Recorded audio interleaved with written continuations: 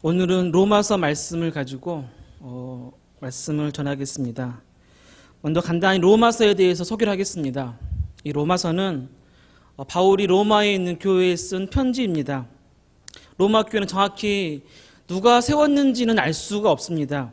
다만 가장 가능성이 높은 것은 로마에 살고 있던 유대인들이 유월절을 맞이해서 예루살렘으로 갑니다. 그리고 그 예루살렘에서 베드로의 설교를 듣고 회심한 유대인들이 다시 로마로 돌아와서 교회를 세웠다라는 그러한 것이 있는데, 그게 가장 정확할 거다라고 이렇게 학자들은 얘기를 합니다. 그렇게 볼 때 이 로마 교회의 처음의 구성원들은 유대인들이 로마 교회의 구성원들이었을 겁니다. 그런데 그 뒤로 약간 27년이 지난 이후에 많은 그 로마 제국에 있던 많은 사람들이 로마로 들어옵니다. 이민을 오게 되는 거죠. 그때 많은 그리스도인들도 함께 로마로 들어옵니다. 그 사람들 가운데서는 바울이나 베드로를 통해서 말씀을 듣고 그렇게 복음을 받아들인 사람들이 로마로 들어와서 그 로마 교회에 함께 한 공동체를 이루었을 것이다라고 말씀합니다. 처음에는 상당수가 유대인들이었지만 이제 시간이 지난 이후에 그 교회에는 유대인들과 그리고 이방인 그리스도인들이 함께 섞여 있는 그런 하나의 어떤 공동체가 되었습니다. 그런데 이 로마 교회에 문제가 생겼습니다. 유대인들을 통해서 자생적으로 생겨난 교회이다 보니까 어떤 사도적인 권위를 가진 사람들로부터의 어떤 교육이라든지 어떤 체계적인 교육을 받지 않았기 때문에 그 교회의 교인들이 제대로 된 어떤 교리적인 측면에서 바로 세우지를 못한 거죠. 이 로마 교회에는 크게 두 부류의 사람들이 있는데, 첫 번째는 그 유대인들을 중심으로 한 율법주의자들이 있었고, 반대로는 이방인들을 중심으로 한 반율법주의자들이 있었습니다. 그래서 이 두 주류들은 서로 싸웠던 거죠. 유대인들은 율법을 중요시하면서 아직까지 자신들은 그 선민이라는 어떤 그런 사상, 그리고 자신들만이 율법을 받은 어떤 그 민족이라는 어떤 그런 자부심에서 다른 이방 사람들을 많이 무시했습니다. 그리고 또 그 반대로 이방인들은 또 그 유대인들을 인정하지 않았고, 이러면서 서로의 싸움이 있었습니다. 그때 이러한 소식을 들은 이 바울은 이 로마 교회를 바른 말씀으로, 바른 복음으로, 바른 교리로 세워야겠다는 어떤 그런 필요성을 느낀 거죠. 그래서 이렇게 로마서를 쓰게 됩니다.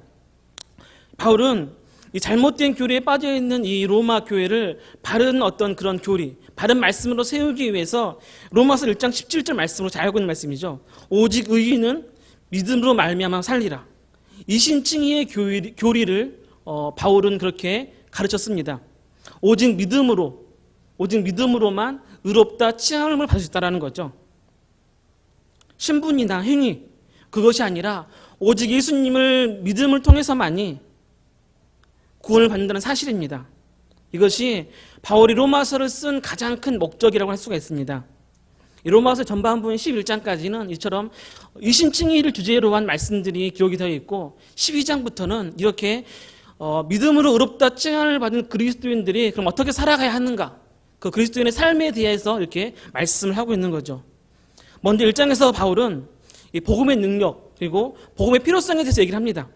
그러면서 복음이 없는 사람들, 그리고 복음을 거부했던 이방인들의 모습들을 얘기하죠. 그 사람들이 얼마나 죄 가운데 놓여 있었느냐, 하나님을 거역하고 하나님을 떠났던 그 사람들이 얼마나 죄악 가운데서 그렇게 비참한 삶을 살았는지에 대해서 바로 얘기를 합니다. 하나님 형상대로 창조된 인간이 하나님을 떠나서 우상을 섬기는 그 순간 얼마나 참담한 결과를 낳게 됐는가를 말씀하고 있습니다. 동성애, 불의, 추악, 탐욕, 가득 찬 악의, 시기, 살인, 분쟁, 사기 등 하나님을 거역하고 떠난 인간의 모습, 그 인간의 모습은 결국 이처럼 죄악된 삶 속에 살 수밖에 없다는 바울의 얘기였습니다. 이것은 마치 법정에서 검사가 한 죄인을 놓고 그 죄인의 죄를 낱낱이 파헤치면서 이 죄인은 사형 해당된다라고 하는 것처럼, 바울은 죄악된 인간들, 하나님을 떠난 인간들의 죄가 얼마나 큰가에 대해서 말씀을 했던 거죠. 이어서 바로 2장에서 유대인들을 언급합니다. 2장 3절 말씀에 보면은 이런 일을 행하는 자를 판단하고도 같은 일을 행하는 사람아 라고 말씀하고 있습니다. 이방인을 정죄하고 스스로 의롭다고 생각하는 너희도 별반 다를 게 없다는 거죠. 너희들이 선민 그 의식에 빠져 있고 너희들만이 율법을 받을 민족이라고 어떤 그런 자부심에 가지고 있을지 모르겠지만 사실 너희들도 이처럼 하나님을 모르는 사람들, 이방인들과 별반 차이가 없다는 거죠. 이방인이 죄인이니까 유대인은 선하냐? 웃기는 소리 하지 말아라. 이방인도 죄인이지만 유대인 너희들도 별 수 없는 죄인이다. 바로 그러한 거죠. 바로 그 말씀이 오늘 본문의 말씀입니다. 바로 오늘 본문 17절 말씀에서 유대인이라 불리는 내가 라고 이렇게 시작을 하죠. 그들의 모습, 유대인들의 모습이 무엇인지를 설명해 주려고 합니다. 유대인이라 불리어지는 너희의 모습이 어떠한가, 어떠한지에 대해서 그 실상을 바울이 말해주겠다는 거죠. 바울은 먼저 17절부터 유대인들이 스스로 자신들 어떻게 생각하는가에 대해서 설명합니다. 율법을 의지하고 하나님을 자랑합니다. 하나님의 뜻을 알고 지극히 선한 것을 분간하며 맹인의 길을 인도하고 어둠에 있는 자의 빛이라라고 말을 합니다. 그리고 율법에 있는 지식과 진리의 모범을 가진 자로서 어리석은 자의 교사이고 그리고 어린 아이들의 선생이다라고 얘기를 하죠. 근데 그것은 다른 사람들이 얘기해 주는 것이 아니라 너희들 스스로 그렇게 생각한다는 거죠. 너희들 스스로. 겉으로 드러난 너희의 모습일 뿐이다라는 거예요. 어찌 보면은 이들의 모습이 굉장히 좋아 보일지는 모릅니다. 맹인들을 인도하고 무지한 사람들의 스승이 되어주고 율법에 있는 지식과 진리로 사람들을 가르치고 굉장히 좋아 보이죠. 하지만 이것은 너희들의 겉모습일 뿐이지 사실은 그렇지 않다는 거죠. 그래서 바울 21절부터 실제 유대인의 모습이 무엇인지, 실제 너희의 모습이 무엇인가를 한번 보라는 거죠. 그러면서 5가지의 모습들을 지적하고 있습니다. 첫 번째는 다른 사람을 가르치는데 자기 자신은 가르치지 못합니다. 두 번째는 도둑질하지 말라고 하면서 자신들은 도둑질하죠. 세 번째는 간음하지 말라고 하면서 너희는 간음한다라고 합니다. 네 번째는 우상을 가증히 여긴다고 하면서 너희들은 신상의 것들을 도둑질한다고 하죠. 그리고 5번째로는 율법을 자랑하면서 자기 자신은 율법을 범한다라고 얘기를 합니다. 너희들의 모습이 이렇다라는 거죠. 너희들은 율법을 잘 가르친다고 하지만 사실 너희들의 삶은 너희들이 가르치는 것과 너희들의 삶은 완전히 다르다라는 거예요. 유대인들은 교만이 굉장했습니다. 유대교에서 그리스도인으로 그리스도교로 개종을 했지만 그들은 여전히 자신들이 선민이라는 어떤 그런 자부심이 있었던 거죠. 자신들만 율법을 받은 민족이라는 그런 자부심이 있었습니다. 바울은 이처럼 자신들만 의롭다고 생각했던 유대인들 향해서 먼저 그들의 잘못을 책망합니다. 율법을 누구보다 잘 알지만 그 율법을 지키지도 못하는 유대인들의 형식적인 믿음을 비판하고 있는 거죠. 한마디로 하나님을 모르는 사람들, 하나님을 거부한 사람들과 율법을 잘 알고 있는 너희들의 모습, 사실은 똑같다는 거예요. 모습은. 율법을 잘 알지 모르겠지만 너희들이 실상은 하나님을 몰라서 떠났던 사람들, 그래서 죄악 가운데 죽어왔던 사람들과 너희들의 모습이 뭐가 다르냐는 거죠. 바울은 이처럼 탄식하는 겁니다. 로마 교인들을 향해서. 2000년 전에 영적인 교만에 빠졌던 그 유대인들을 향한 바울의 책망이 어쩌면 2000년이 지난 지금 우리들에게도 동일하게 적용되는 말씀인 것 같습니다. 어쩌면 오늘날 우리에게 더 정확하게 주어지는 말씀일 수도 있겠죠. 우리는 내가 구원받은 백성이라는 어떤 그런 자부심이 있지 않습니까? 하나님의 자녀라는 그런 감사, 기쁨, 그런 은혜가 있죠. 믿지 않는 사람들, 그런 사람들 보면 불쌍하잖아요. 그렇지만 나는, 우리 가족은 구원받았다는 것에 대한 그런 감사, 그런 영적인 자부심, 그런 것들이 우리 안에 있습니다. 세상 사람들은 불쌍해 보이지만 나는 그렇지 않다는 그런 어떤 영적인 어떤 그런 만족감이죠. 제가 한 달 전에 네팔을 다녀왔습니다. 네팔은 가는 곳마다 우상들이 넘쳐나죠. 힌두교, 불교, 그것은 그들의 삶의 일상이고 그들의 문화입니다. 그냥 문화. 어디를 가든지 그런 어떤 문화가 존재하는 거죠. 네팔은. 그런 것을 보면서 우리나라는 얼마나 복받은 나라인가. 하나님을 믿고 하나님이 종이 된 나는 얼마나 복된 사람인가라는 생각을 했습니다. 영적인 자부심을 느꼈던 거죠. 어쩌면 이것은 영적인 우월감일지도 모르겠습니다. 나는 하나님의 자녀다라는 자부심이죠. 그러면서 또 다른 생각이 하나 있었습니다.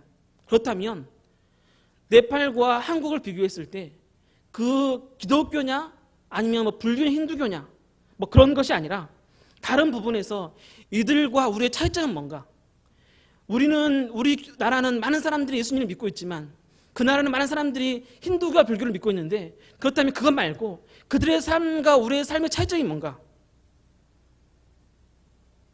예를 들자면 종교적인 열심, 뭐 도덕적인 정결함, 또는 사회에서 영향력, 그런 것들을 봤을 때 과연 우리 나라에서의 우리들은, 그리스도인들은, 한국의 그리스도인들은 과연 어떤 삶을 통해서 그 사람들에게 어떤 그런 자존감 또는 어떤 만족감을 보일 수 있냐는 거죠.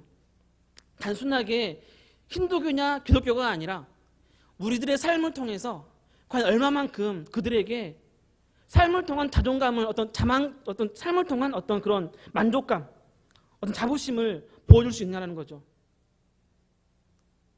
그런데 아무것도 없더라고요. 영적인 자부심 말고는, 나는 하나님을 믿는다는 것 말고는 우리의 삶을 통해서 그들에게 보여줄 만한 게 없다는 거죠. 한국은 예수님을 믿기 때문에 우리 한국의 어떤 도덕적인 어떤 그런 정결함, 그리스도인들이 한국 사회에서의 어떤 영향력, 그것들을 말해줄 수 없다는 거죠. 삶에서 그보다 더 좋은 것을 말할 수가 없는 겁니다. 삶으로 보여줄 수 있는 그런 어떤 자부심이 없는 거죠. 영적인 자부심, 영적인 우월감이 있을지는 모르겠지만 삶을 통한 자부심은 없다는 겁니다. 우리들은 영적인 자부심뿐만 아니라 삶에서도 자부심이 있어야겠죠. 다시 말해서 삶에서도 세상 사람들, 복음을 거부한 사람들과는 다른 모습이 있어야 한다는 거죠. 대문에 교패를 붙이고 사람들이 모인 자리에서 기도하고 지하철에서 성경을 읽는 것만으로 우리는 세상 사람들과 다르다라고 얘기를 할 수가 없습니다.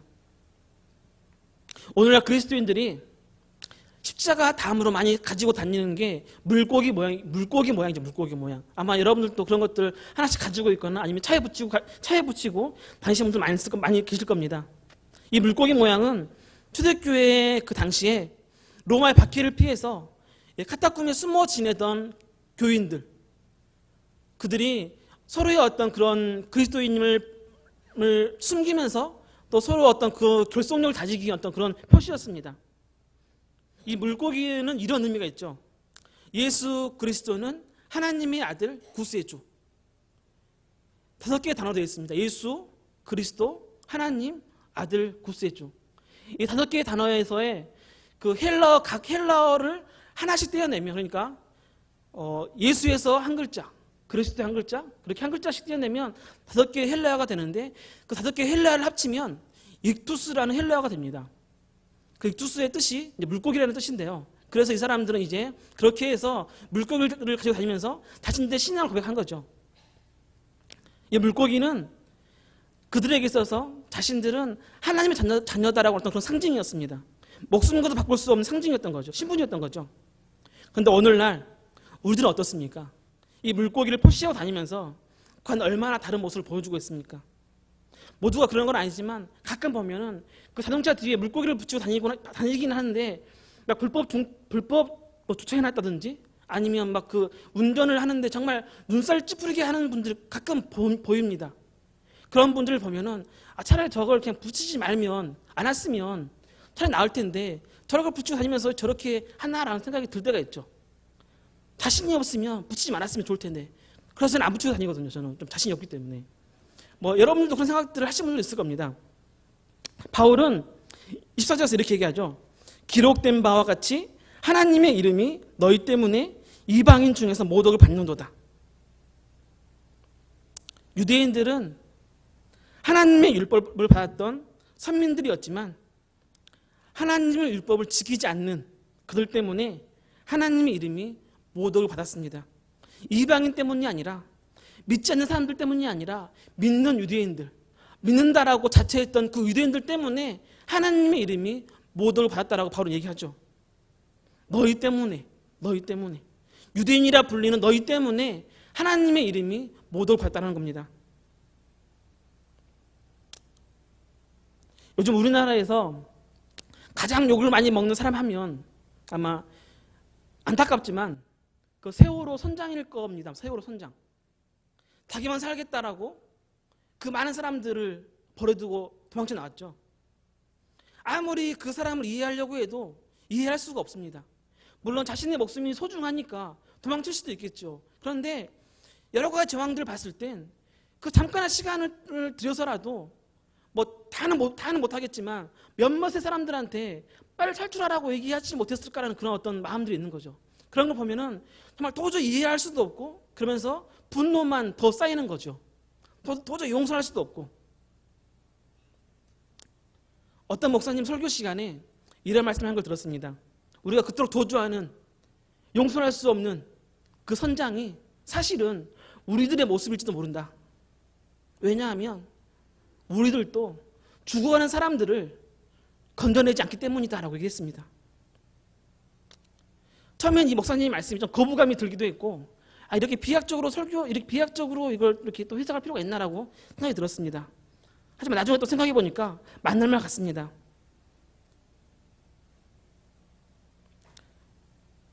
사실 우리들도 죽어가는 그 영혼들, 죄악 위에 늪에 빠져서 허우적거리는 사람들을 내버려 둔 채 건져내지 않고 있지 않습니까?